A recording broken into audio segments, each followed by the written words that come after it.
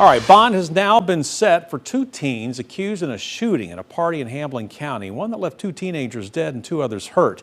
18-year-old Adam Perez Jr. and 19-year-old Talon Trevathan were in court this morning for a bond hearing and to face 21 new charges. Bond was set at $600,000 each with GPS monitoring if they post bond. Perez Jr. is charged with 2 counts of second-degree murder, while Trevathan is charged with being a party to the crime. Both are now also facing 2 counts of aggravated assault and 19 counts of reckless endangerment. In court today, Perez's grandmother and Trevathan's mother took to the podium to advocate for lower bonds. Now, friends of one of the victims in the shooting, 16-year-old Jaden Andrew Bullard, came to show support for their friend. They tell 6 News being in the courtroom was emotional and hard. He would want us to be here for him, you know. I know he'd want us to be here because he needs justice, honestly. I mean, it's wrong what they did, and that bond was set, I think, a little bit too low, honestly. I really wish it would be higher, but A preliminary hearing is scheduled for Perez and Trevathan on March 19th. The widow of a man who died after being held at the Knox County Jail is now suing the county as well as Sheriff Tom Spangler. David Batts' widow claims excessive force was used. She also claims officers were indifferent to medical needs and that there were lapses in training. Now, we have shown you this body camera footage of Batts and Knox County Sheriff's deputies at the jail. Sheriff's office says Batts was being combative, causing the deputies to act aggressively to restrain him.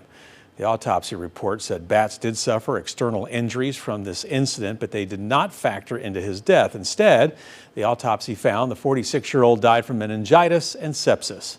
Batts died at UT Medical Center on January 8th after being in custody at the Roger D. Wilson detention facility the day before. Excuse me. Batts' family and civil rights attorney Ben Crump previously announced in April that they would also be taking legal action against the University of Tennessee Medical Center. All right, next up for you, Sevierville Police managed to save a man from jumping off the Old Sky Bridge above the French Broad River. Around 9 yesterday morning, someone called about a man in crisis on the edge of the bridge. Now, the department's lead negotiator went out to make contact. As the man let go of the railing, the negotiator and another officer grabbed him. Others rushed to help, holding on and eventually pulling the man to safety. That rescue was caught on body cam video, but we've chosen not to show it as it shows the man in a moment of personal distress. Now, the man in crisis and the officers suffered some scrapes and bruises, but were not seriously hurt. He was taken away for evaluation. Adding to the danger, though, police say the wooden planks of the closed attraction are in bad shape. As a matter of fact, we understand several broke off during the rescue. Police Chief Joseph Manning said in a statement, quote, "The actions and bravery of these officers illustrates what can happen on any given day as they serve and protect our community." Now, we do want to point this out. If you or someone you know is struggling with thoughts of suicide, call or text the Suicide and Crisis Lifeline. The number is 988, or you can go to the website 988lifeline.org. All right, some good news out of Knoxville.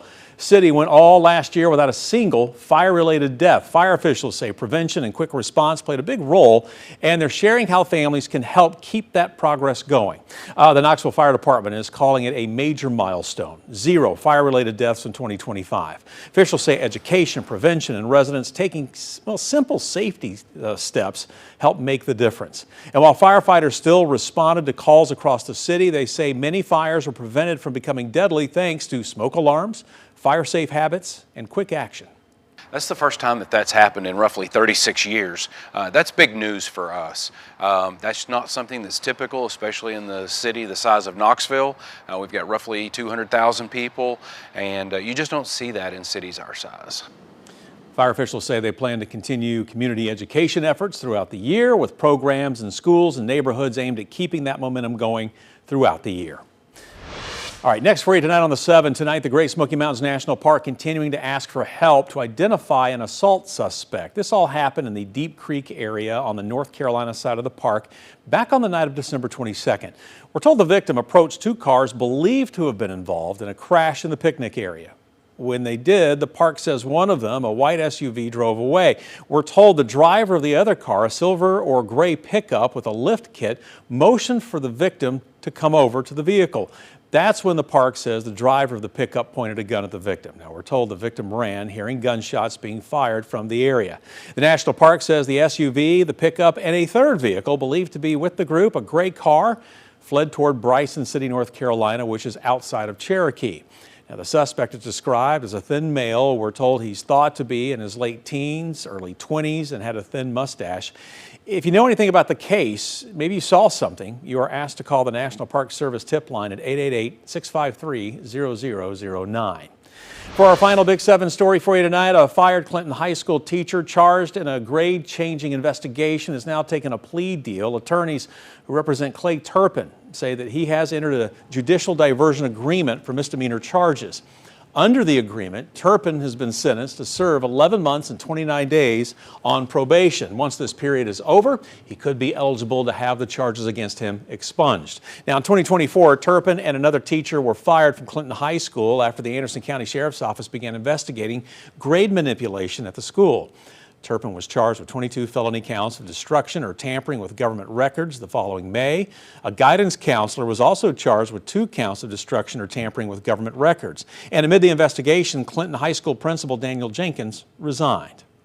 Well, tonight, a former commissioner for Cocke County is facing charges following an argument between a landlord and a tenant. Now, according to police, ex-commissioner Forrest Clevenger confronted his tenant, George Smith, claiming electricity was being stolen from a neighbor to power the camper Smith was living in. A police report shows that as Clevenger tried to remove the camper from his power source, Smith was seen on video threatening him with what appeared to be a gun.